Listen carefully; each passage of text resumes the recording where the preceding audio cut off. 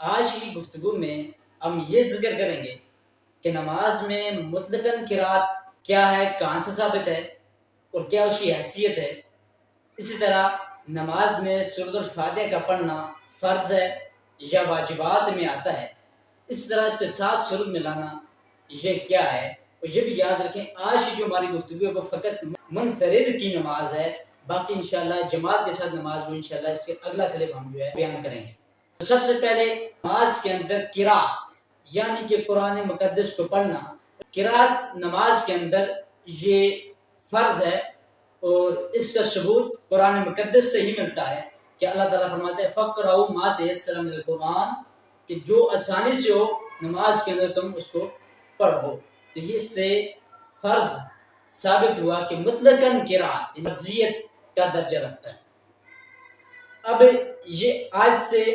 نماز کے اندر مطلقاً قرات فرض ثابت ہوئی۔ اب اس کے بعد ہے کہ نماز کے اندر سورۃ الفاتحہ کا پڑھنا کیا ہے۔ تو اس حوالے سے یہ یاد رکھیں کہ نماز کے اندر سورۃ الفاتحہ کا پڑھنا یہ واجب ہے، پوری کی پوری سورت کا پڑھنا نماز کے اندر واجب ہے، اور اس کا ثبوت امام بخاری رحمۃ اللہ تعالی علیہ کی کتاب صحیح بخاری سے ہی ملتا ہے کہ اس کی حدیث نمبر 756 ہے۔ اس کے اندر عبادہ بن صامت رضی اللہ تعالیٰ عنہ سے روایت ہے، وہ کہتے ہیں ان رسول اللہ صلی اللہ علیہ وسلم قال لا صلاۃ لمن لم یقرأ بفاتحۃ الکتاب، اس شخص کی نماز نہیں جو سورۃ الفاتحہ نہ پڑھے۔ نبی کریم علیہ السلام نے سورۃ الفاتحہ کا پڑھنا یہ اس کو واجب قرار دیا، تو مطلقاً قرات ایک آیت کا پڑھنا قرآن سے اس کی فرضیت ثابت ہوئی، اور سورۃ الفاتحہ کا پڑھنا یہ حدیث مبارکہ نبی کریم علیہ السلام کے فرامین مقدس سے یہ اس کی واجبیت جو ہے وہ ثابت ہوئی۔ اب آتے ہیں اس کے بعد کہ سورۃ الفاتحہ کے بعد جو دوسری سورت ہم ملاتے ہیں، ساتھ اٹیچ کرتے ہیں، اس کا پڑھنا کیا ہے اور وہ کیا حیثیت رکھتی ہے، کیونکہ ہمارا جو مشن ہے یا ہم جو یہ بیان کر رہے ہیں وہ چیز ہم نماز کے اندر کرتے ہیں، وہ سارا کا سارا ہم نے قرآن سے بیان کرنا ہے اور حدیث سے بیان کرنا ہے۔ اس لیے اب نماز کے اندر قرات وہ ذکر ہو چکی، نماز کے اندر سورۃ فاتحہ کا پڑھنا کہاں سے ثابت ہے وہ بھی ذکر ہو چکا۔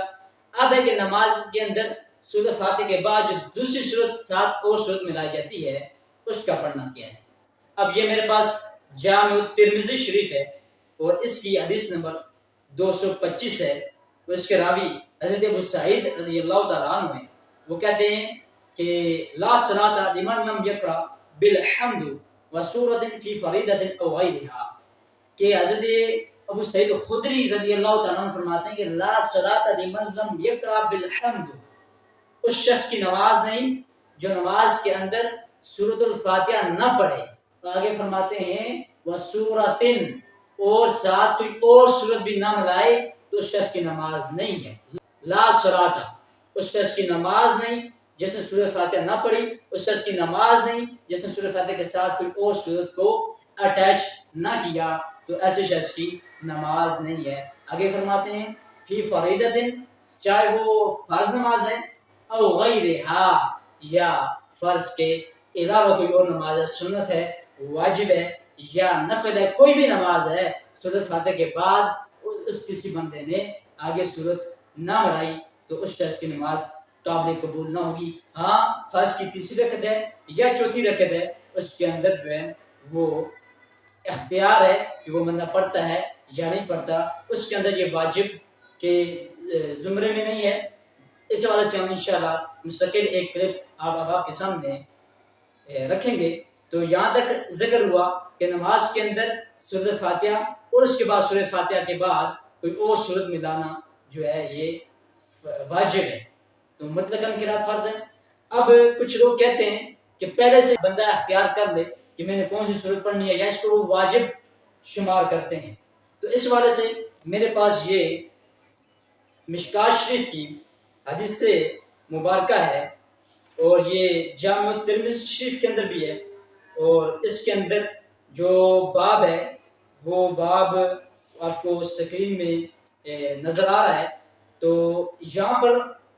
جو روایت ہے وہ رفاع بن رافع رضی اللہ تعالیٰ عنہ سے مروی ہے، وہی ایک عرابی والا واقعہ ہے، تو حدیث ہے۔ تو آگے نبی کریم علیہ السلام نے اس کو فرمایا ثم اقرا بأم القرآن وما شاء اللہ ان تقرا، کہ متوجہ علاقہ بیت الشریف ہونے کے بعد تو اللہ اکبر کہے، ثم اقرا، پھر اس کے بعد بھی ام القرآن یعنی کہ سورۃ الفاتحہ، وما شاء اللہ ان تقرا، اور اس کے علاوہ جو چاہے تو پڑھ۔ اس حدیث مبارکہ سے یہ ظاہر ہوا کہ سورۃ فاتحہ کی تعیین ہے، اس کے بعد کی جو سورت ہے اس کی تعیین کوئی نہیں، تخصیص نہیں ہے، بلکہ جو مرضی ہے جہاں سے چاہو پڑھو، ما شاء اللہ تقرا، جو چاہو وہ پڑھو۔ تو آج کی ویڈیو میں ہم نے یہ ثابت کیا کہ نماز کے اندر مطلقاً قرات فرض ہے، سورۃ فاتحہ کا پڑھنا یہ نماز کے اندر واجب کا درجہ رکھتا ہے، اور اسی طرح سورۃ فاتحہ کے بعد کچھ اور صورت میں لانا یا کچھ آیات میں لانا یہ بھی واجب کا درجہ رکھتا ہے، اور سورۃ فاتحہ کے بعد کوئی اور صورت کی تعیین یہ واجب نہیں ہے، بلکہ ما شاء ان تقرا، جو چاہے بندہ جہاں سے چاہے، جب اس کے ذہن میں جو ہی سورۃ فاتحہ ختم ہوئی، ذہن میں جو آیا جہاں سے آیا وہ پڑھ سکتا ہے، اس کی تخصیص نہیں ہے اور تعیین نہیں ہے، حدیث مبارکہ سے یہ میں نے ثابت کیا ہے۔